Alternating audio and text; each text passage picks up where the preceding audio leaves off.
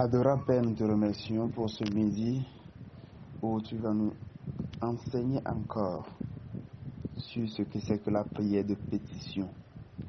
Seigneur, que le Saint-Esprit nous conduise et qu'il nous éclaire. Lui, le grand enseignant, que lui-même nous enseigne et nous explique mieux ce que c'est qu'une prière de pétition.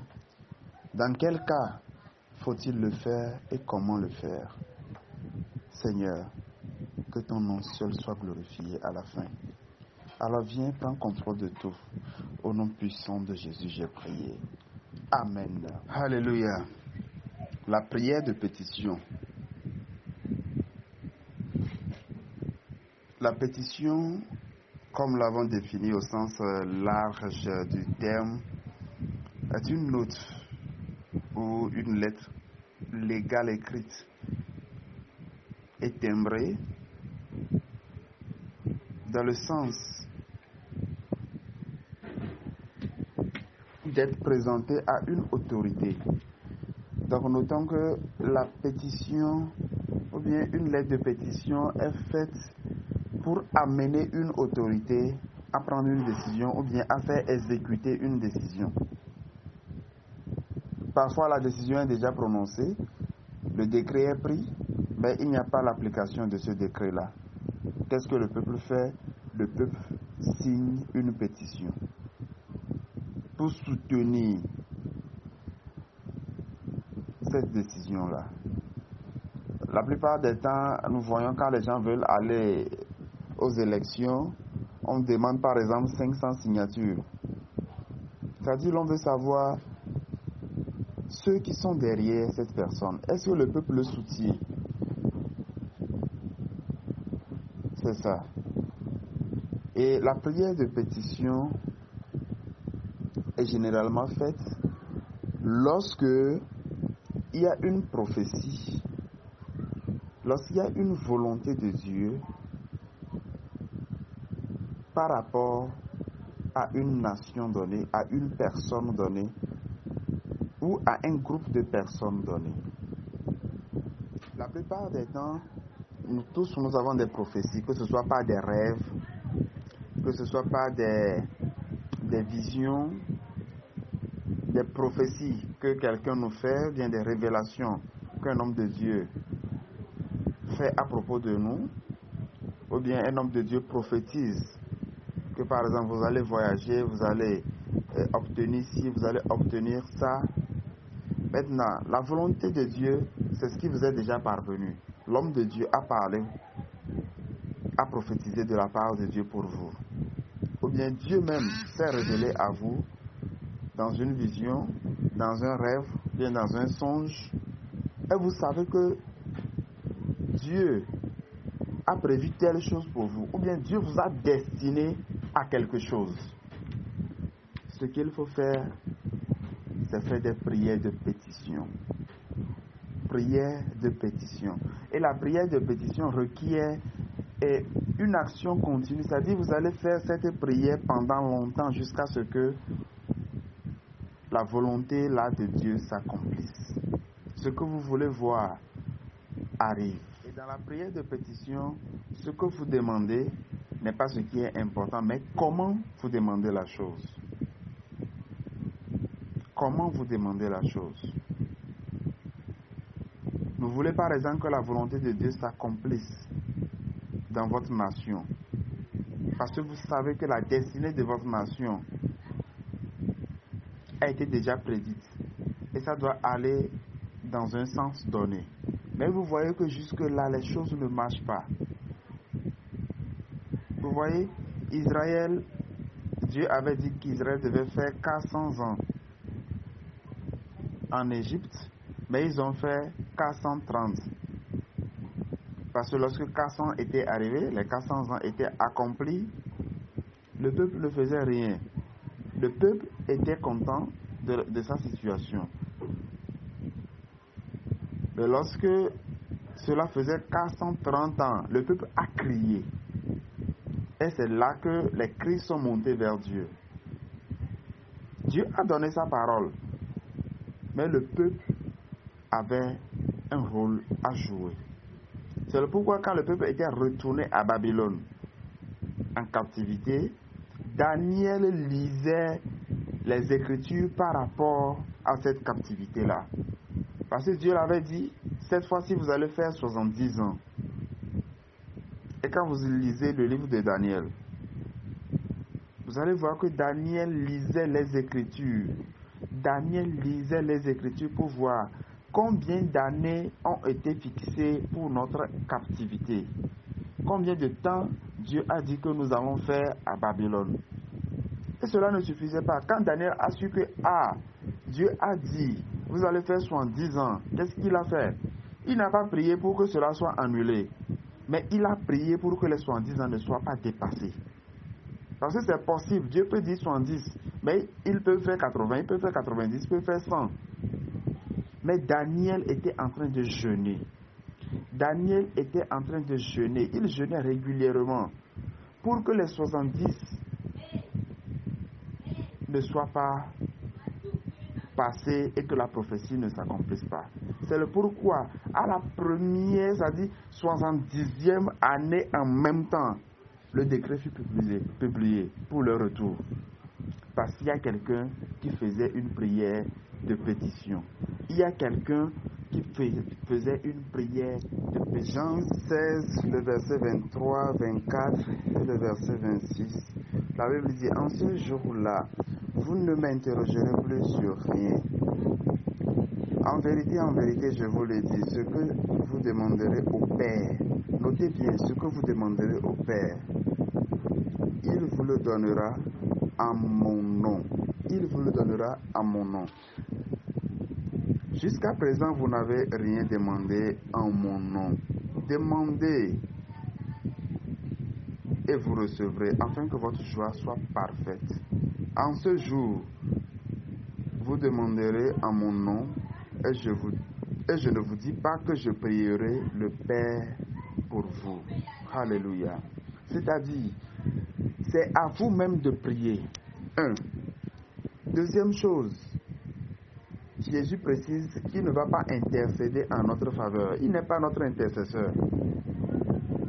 Comme les gens prétendent que non, la Vierge Marie prie pour nous, tout ça là, et Jésus même prie pour nous, c'est des histoires. Vous-même, vous devez prier. Et vous devez adresser vos prières directement au Père. On ne prie pas à Jésus. On ne prie pas, on ne demande pas des choses à Jésus. On demande des choses au Père. On adresse la prière au Père. Maintenant, au nom de Jésus. Au nom de Jésus. Donc ceux qui prient à la fin, ils disent au nom du Père, du Fils et du Saint-Esprit. Amen. C'est une prière fausse. Ce genre de prière ne fonctionne pas. Vous commencez votre prière en vous adressant à Dieu lui-même, en vous adressant au Père. Tant Père Céleste, nous te remercions. Éternel Dieu, merci. C'est comme ça qu'on commence la prière. Adorable Père, Papa, je te remercie. Et maintenant, à la fin de la prière, vous dites, au nom de Jésus, j'ai prié. Au nom de Jésus. Donc, la prière de pétition est adressée à Dieu lui-même, au Père, à Dieu le Père. Et ensuite, au nom de Jésus. Et Jacques chapitre 5, le verset 17 dit, Élie était un homme de la même nature que nous. Il pria avec instance pour qu'il ne pleuve point. Et il ne tomba point de pluie sur la terre pendant 3 ans, 6 mois. Vous voyez, quand vous lisez l'histoire de Élie avec la sécheresse dans le livre des rois, vous allez penser que Élie avait prié une seule fois. Non. Pour que la sécheresse soit intense, jusqu'aux 3 ans et demi, Élie était en train de prier. Pendant les 3 ans et demi, pour qu'il ne pleuve point. Donc, à cause de sa prière, il n'y a pas eu de pluie. Maintenant, quand il devait pleuvoir, Élie avait encore intercédé. Élie n'a pas seulement dit Seigneur, merci parce que c'est le moment que tu as promis toi-même que tu vas faire descendre la pluie. À présent que ta pluie tombe au nom de Jésus. Amen. Non. Élie avait longtemps prié. Tout le temps que son serviteur était en train d'aller voir si les nuages se formaient, Élie continuait sa prière intense. Non seulement il avait prié de façon intense pour que le ciel soit fermé, mais il a aussi prié de façon intense. C'est-à-dire il a continué sa prière de pétition jusqu'à ce que la pluie ne revienne. Il y a certaines personnes, quand vous priez que vous avez le résultat, c'est fini, ou bien la situation a changé, ils oublient que cette situation peut s'empirer à n'importe quel moment. Et ils laissent la prière. Et ils attendent une nouvelle crise pour reprendre la prière pour le même sujet. Une fois que la situation change, ils se reposent et ils attendent une nouvelle crise pour reprendre la prière. C'est comme ça. Par exemple, pour votre foyer, vous avez besoin d'une prière de pétition. Une prière continuelle. Une prière continuelle. Lorsque la situation change en votre gré, c'est-à-dire vous voulez, ce que vous voulez est en train de prévaloir, Dieu vous a exaucé, là, vous continuez dans le sens de l'action de grâce. Maintenant, lorsque vous faites l'action de grâce, ça maintient l'atmosphère que vous avez acquis grâce à la prière. Donc c'est une prière de pétition continue. Ce n'est pas une fois que vous obtenez le résultat, c'est fini. Ce n'est pas un concours. Et qu'une fois que vous êtes admis, c'est fini. Non. Il y a certaines situations, vous pouvez gagner la bataille aujourd'hui, mais après ça peut se retourner contre vous. La prière doit être continuelle pour maintenir votre victoire toujours avec vous. Alléluia. Dans sa parole, Dieu dit, réveille ma mémoire. Plaidons ensemble par toi-même pour te justifier. Alléluia. Parfois, il y a des choses que Dieu a dit à propos de toi. Mais ce n'est pas assez que Dieu l'a dit. Ce n'est pas suffisant parce que Dieu l'a déjà dit. Les gens disent non, quel que soit, le plan de Dieu va s'accomplir dans ma vie. C'est la volonté de Dieu qui va s'accomplir dans ma vie. Moi, je crois seulement les bras et je regarde. Non. La volonté de Dieu est établie dans le ciel, mais pas sur la terre. La terre appartient aux hommes. Dieu a donné la terre à l'homme. Et c'est la volonté de l'homme qui se fait sur la terre. La volonté de Dieu n'est pas établie sur la terre. La volonté de Dieu est établie au ciel. C'est pourquoi Jésus a enseigné à ses disciples en disant, lorsque vous priez, dites, notre Père qui est aux cieux, que ton nom soit sanctifié, que ton règne vienne, que ta volonté soit faite sur la terre comme au ciel. C'est-à-dire, la volonté de Dieu est déjà faite au ciel, est déjà établie au ciel, mais pas sur la terre. Maintenant, l'homme doit prier pour que la volonté de Dieu soit faite sur la terre comme c'est le cas au ciel. C'est pourquoi, quand Dieu te donne sa parole, c'est pour que tu puisses prier maintenant afin que cette parole-là s'établisse dans ta vie, pour que cette parole-là se réalise dans ta vie, pour que cette parole-là prenne chair dans ta vie. Donc, la volonté de Dieu, les gens disent non parce que c'est Dieu lui-même qui l'a dit, je croise les bras. Oui, tu croises les bras, ça peut faire 50 ans, cette prophétie sera suspendue. Parfois même l'ennemi peut bloquer ça.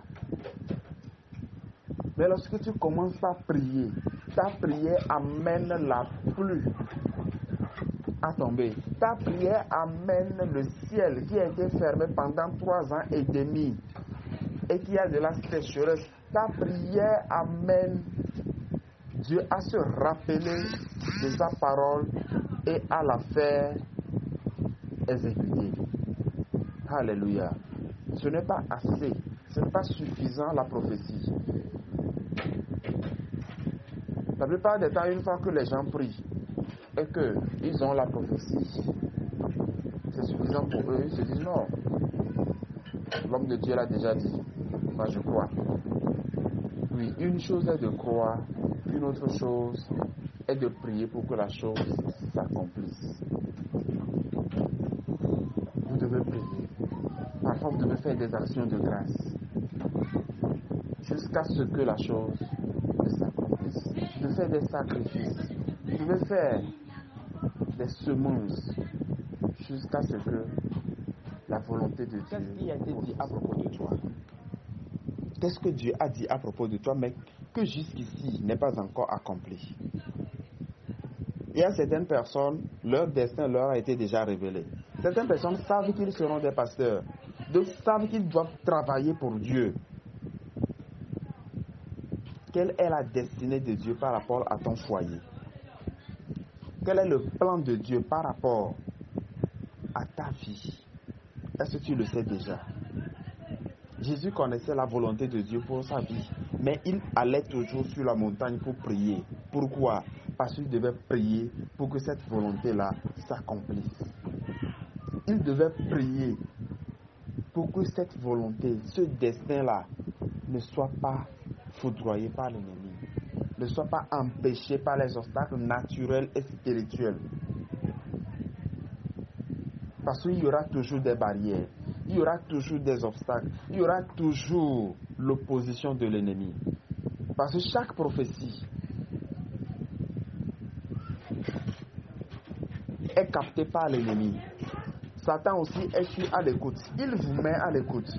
Donc à chaque fois que vous parlez, Satan capte tout ce que vous dites et sait que, par exemple, l'année prochaine, à pareil moment, il est dit sur telle personne qu'il devait avoir un enfant. Celui-ci doit se marier l'année prochaine au cours de ce mois. Alors, qu'est-ce que l'ennemi fait? Soit il envoie une maladie, soit il envoie une séparation brutale, il envoie toujours quelque chose, bien une sécheresse financière qui vous empêche d'avoir les moyens financiers pour organiser le mariage.